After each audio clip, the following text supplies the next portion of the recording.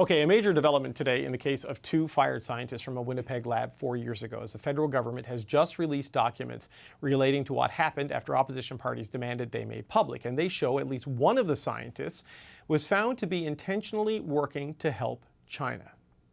It is very clear when you read the documents that the employees in question were involved in a variety of different scientific enterprises that were not disclosed, information was not given, and that they had relationships that they didn't provide information about. And what were those And those relationships, the relationships that they had included concerns that there may be connection to their involvement with China. The CBC's Karina Roman is on this story for us. So Karina, you've been doing some speed reading since we spoke, more or less off the top of the show. What more can you tell us about the story that's emerging about these fired scientists from the National Microbiology Lab? So last time I was here, like an hour ago, whatever it was, yep.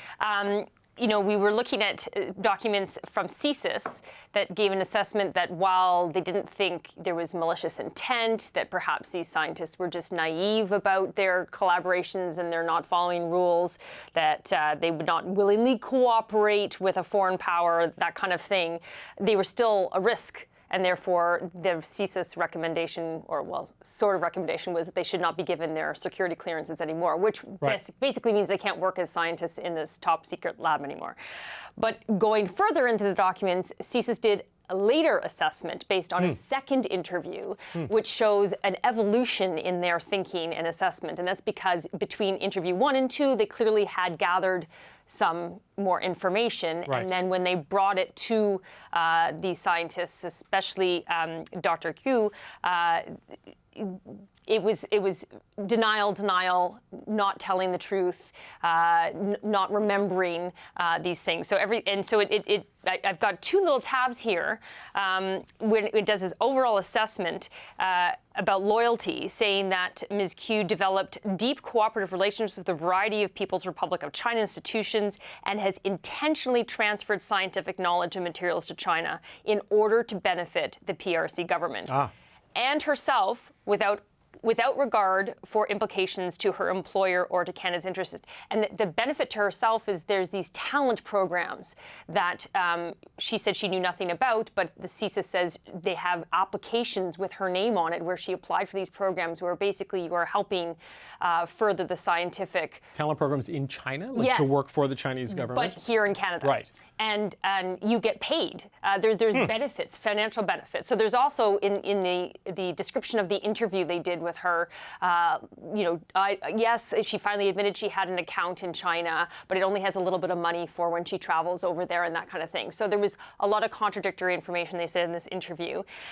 And they say she repeatedly lied to her security screening interviews about the extent of her work, blanket denials, feigning ignorance, or tell outright lies. They say she's simply not credible. They talked about her being reckless in her dealings with various PRC entities, particularly in her lack of respect for proper scientific protocols regarding the transfer of pathogens. And this goes back to what we were talking about with her expertise on the Ebola virus and that kind of thing. So finally, they basically assess that they say that it's up to the government, up to the Public Health Agency of Canada, whether or not to revoke her security clearance. Same thing with the other scientist, her husband. But it's clear from their language, they say that if you were to give her, if she were to retain her security clearance, Canada's national security and the health of individuals may be put into jeopardy, as there is no indication based on our extensive research and interviews of her that she would change her behavior in any respect.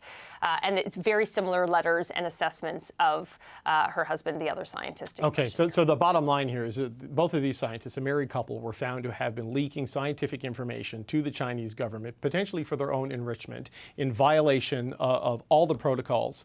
And that as CSIS dug deeper into it, the risk assessment became even worse, and ultimately their security clearance and their employment were revoked as a result of this. And that they denied it right up until the point they were confronted with irrefutable proof, and then that was it. Even actually, if you read the interview, even once presented with the irrefutable proof, there were still denials. Okay. Yeah. All right, Karina, thanks. It's fascinating reading, you know, a little drama playing out in government documents there. All right, that's the CBC's Karina Roman.